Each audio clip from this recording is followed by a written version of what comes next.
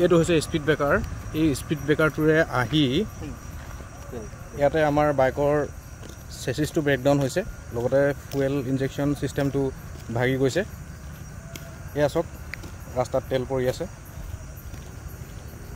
তো এইখিনি এনেকৈ আহি ষ্টাৰ্টটো বন্ধ হৈ গৈছে বন্ধ হৈ ইয়ালৈকে যোৱাৰ পাছত এইবোৰ চাওক কেনেকৈ তেল পৰিছে ৰাস্তাত এইবোৰ ৰাস্তাত তেল পৰি পৰি আহি আছে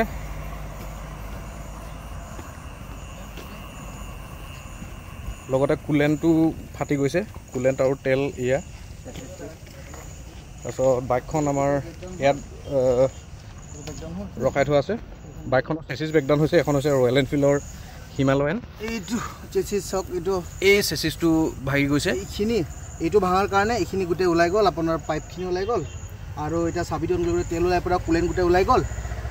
ইমান দামী বাইক এখন যদি এনেকৈ চেচিছ ভাঙিব লগা হয় স্পীডৰ এটাত কেনেকুৱা হ'ব বাৰু এইটোৱে আৰু